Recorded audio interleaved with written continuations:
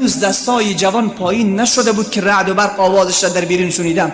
بیرون شدم که دیدم چنان باران هست. مسلمان چی میگه؟ توکل بر خدا. ولی چنان غم وجودش گرفته، توکل نکردین، توکل کردین.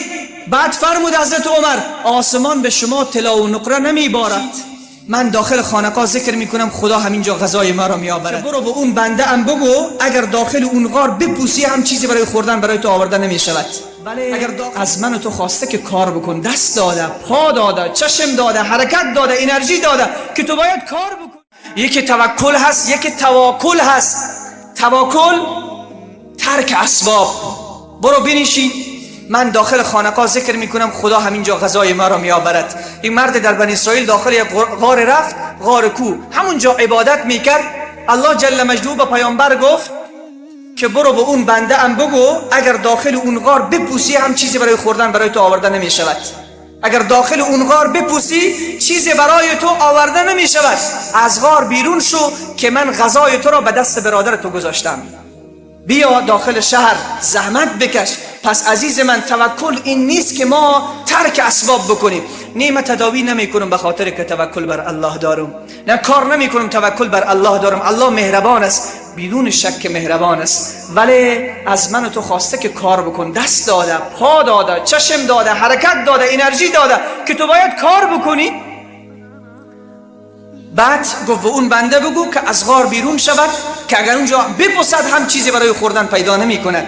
پس توکل ترک اسباب این نادرست است. توکل داشته باش. توکل چی رو میگه؟ از اسباب کار بگیر، زحمت بکن، عرق بریزان، اما نگران نشو. قلبت را آرام بکن. توکل محلش قلب است. امروز هر مسلمان چی میگه؟ توکل بر خدا. ولی چنان غم وجودش گرفته، چنان بیقرار است که شب خوابش نمیبره. نه، این توکل نشد. توکل همین است که تو زحمت کردی ولی نتیجه عکس شد. زحمت کردی فایده نکردی، نگران نباش، اینجا آرامش پیدا کن. اینا میگن توکل. حضرت عمر رضی الله تعالی عنه داخل مسجد شد، دید که یک توده از مردم داخل مسجد جمع هستند. گفتن شما اینجا چیکار میکنین؟ گفتن که ما عبادت خدا میکنیم، توکل بر الله کردیم. فرمود نحن المتوکلون علی الله، ما توکل بر الله کردیم، همینجا نشستیم، خدا به ما روزی میرساند. حضرت عمر فرمود بل انتم متوکلون، شما توکل نکردین، توکل کردین. بعد فرمود حضرت عمر آسمان به شما طلا و نقره نمیباراند، بلکه شما حرکت بکنین که به حرکت شما الله جل مجدوه به شما برکت میدهد. رسول صلی الله علیه و سلم میفرماید لو انکم تتوکلون علی الله حق توکله لرزقکم کما یرزق الطیر تغدو خماصا و تروح بطانا. چه جالب میگن. رسول صلی الله علیه و سلم فرمود، یک بار با آواز بلند بگوین صلی الله علیه و سلم، فرمود لو انتم تتوکلون علی الله، اگر شما به الله توکل کردین، به الله اعتماد کردین، درونتان آرام شد، سکینه پیدا کردین، وقار پیدا کردین و به الله اعتماد کردین که الله ما را ضایع نمی کند، لرزقکم، الله شما را رزق میدهد کما یرزق الطیر، چنانی که مرغهای آسمان را الله رزق میدهد. وقت مرغ صبح وقت از لانه بیرون می شود، آیا جای مشخص برای غذا دارد؟ هیچ کس تضمین برش نکرده که بیا تو از لانه خود بیرون شو، پیش من گندم از اینجا گندم بخور. با امید و توکل از خانه خود بیرون می شود، شکم گرسنه، ولی اخیر روز بر می گردد بلانش شکمش هم سیر است، به منقار خود هم چیز برای جوجه های خود آورده است. حضرت عمر رضی الله تعالی عنه فرمود که رسول خدا عرض می کند که اگر توکل شما بر الله درست و صحیح شد، الله جل مجدوه به شما رزق میدهد همانندی که پرنده های آسمان را رزق میدهد. نگران نباشین، الله شما را ضایع نمی کند. اگر امروز در افغانستان یک دل زنده می بود، ما نزدیک به 40 میلیون هستیم، از 40 میلیون 40 تا نفر می داشتیم در این کشور که دل زنده می داشتن، دلی که با خدا پیوند داشته باشد، دلی که با خدا اتصال داشته باشد. برب کعبه قسم است که بدبختی و زلالتی که امروز دامن امت اسلامی را گرفته و دامن ملت افغان را گرفته، این بدبختی از این سرزمین کوچ میکرد، این نگرانی از این سرزمین کوچ میکرد. محمد ابن منکدر رضی الله تعالی عنه رحمت الله علیه داخل مسجد نشسته بود. مرد وارد شد داخل مسجد، محمد را ندید، پشت ستون مسجد نشسته بود. محمد ابن منکدر. این زمانی است که در مدینه قحطی آمده، بسیار قحطی شدید. این جوان رفت 2 رکعت نماز خواند. محمد ابن منکدر تماشا میکند ولی اون نمیداند که محمد در داخل مسجد است. 2 رکعت نماز خواند، بسیار با خشوع، رکوعی بسیار زیبا، سجده با خشوع، قطرات اشک از چشمش جاری هست. بعد از اینکه نماز به پایان رسید دستان خود را بلند کرد به طرف آسمان، با آواز بلند صدا میزد: ای الله، ای الله، سرزمین مدینه، شهر حبیبت، شهر محبوبت خشک شده. پروردگارا تو را به خودت قسم میدهم که این سرزمین را آبیاری بکن. محمد ابن منکدر میگوید من وقتی این کلام را از زبان این جوان شنیدم گفتم این مرد ابله کی است که به خدا میگه تو را به خودت قسم میدم؟ این عوام است، جاهل است، میگه دستایش بلند است، به الله میگه خدایا تو را به خودت قسم میدهم که سرزمین را آبیاری بکن. محمد ابن منکدر میگوید که ناگهان آواز رعد و برق را از بیرون شنیدم. هنوز دست جوان پایین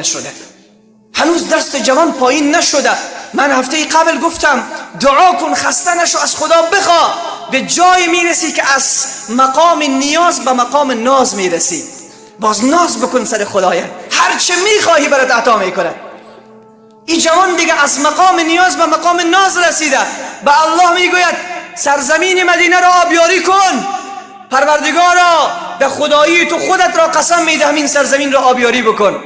حضرت محمد ابن منکدر میگوید هنوز دستای جوان پایین نشده بود که رعد و برق آوازش را در بیرون شنیدم.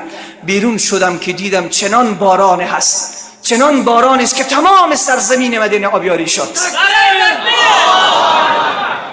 میگه فردای همون روز باز پشت ستون نشسته بودم، دیدم که اون جوان وارد شد، داخل مسجد آمد. امروز که ما وقت مشکل ما برطرف میشه دیگه به خدا پشت میکنیم. وقت مریضی ما شفا پیدا میکنه به خدا پشت میکنیم. وقت پول ما زیاد میشه باز بوتل شراب به دست جوان است. وقت پول زیاد میشه باز روز جمعه فدای چکر و تفریح است. وقت پول ما زیاد میشه با ما مسجد خانه الله پشت میکنیم، سجده نمیکنیم به الله، با شروع میکنیم به معصیت. به هتل ها عروسی ها برگزار میشه و رقص ها هست و پاکوبی ها هست و موسیقی ها هست. ولی این جوان خدای خود را دوست دارد. مشکل برآورده شد ولی باز داخل مسجد آمد. باز میگه دیدم که دستا را بلند میکند و گریه میکند. خدای من کی بودم که دعای مرا قبول کردی؟ چه جایگاهی دارد؟ چقدر خود کم میزنه. پروردگارم من بدبخت کی بودم که این اندازه مرا دوست داشتی که خواهش کردم تمام سرزمین مدینه آبیاری شد. وقتی میگه از مسجد بیرون شد محمد ابن منکدر میگه من هم حرکت کردم. وقتی داخل خانه شد درش را زدم، جوان بیرون شد. به جوان گفتم ای جوان تو کیستی؟ گفت چرا، چی کار داری؟ گفتم تو کیستی که به مجرد دستهای خود را بلند میکنی آسمانها به حرکت بیاید؟ تو کی بودی که ابرها را به حرکت در آوردی؟ چی کردی، چی گفتی؟ میگه جوان گفت که شاید اشتباه کرده باشه، کس دیگر را دیدی. الله اکبر. ریا ندارد، چون به خاطر خدا الله را پرستش میکند، به خاطر خودش ریاکار نیست. امروز یک عده ما خود ریاکاری میکنیم که 2 رکعت نماز خوندیم فکر میکنیم مشکل ما حل شد. ماه مبارک رمضان روزه گرفتیم دیگه مشکل حل شد. این جوان میگه که اشتباه کردی. میگه نه، به خدا قسم تو خودت بودی، به من دعا بکن. این جوان میگه من نبودم، اشتباه کردی. داخل خانه میشود. محمد میگوید من برگشتم، تمام اسباب و وسایل خود را جمع میکند، شهر را ترک میکند که راز من افشا شد. الله اکبر. راز من افشا شد. ای جوان این گونه الله را پرستش بکن، این گونه الله را پرستش بکن که وقت دستت را بلند بکنی الله رب العزت و الجلال تمام مشکلات افغانستان را یک جا جمع بکند. نگو که نمیتونم، نگو که نمیشه. میشه. دل کار داره، او قد بلند کار نداره. دل کار داره، بازوی کلان کار نداره. دل کار داره، برنج و داشی کار نداره. دل بلال میخواهد، دل عمر میخواهد، دل ابوبکر میخواهد، دل علی میخواهد، دل حسین میخواهد، دل حسن میخواهد. فقط تو بخواه، یک بار به اون نشان بده که بندهش هستی و ثابت بکن که دوستش داری. وقتی به گناه رسیدی بگو معاذ الله، خدایا به تو پناه میبرم، پروردگارا به تو اعتماد کردم، به تو توکل میکنم. بعد بخواه، به تو میدهد. ای بنده تو سخت بی وفایی، از کبر به سوی ما نیایی. گر درد دهم به جان زارت، زاری بکنی دویده آیی. آنگاه که تو را شفا ببخشم، آسوده شدی دیگر نیایی. پس بیاییم عزیزان من توکل بکنیم به رب العزت و الجلال.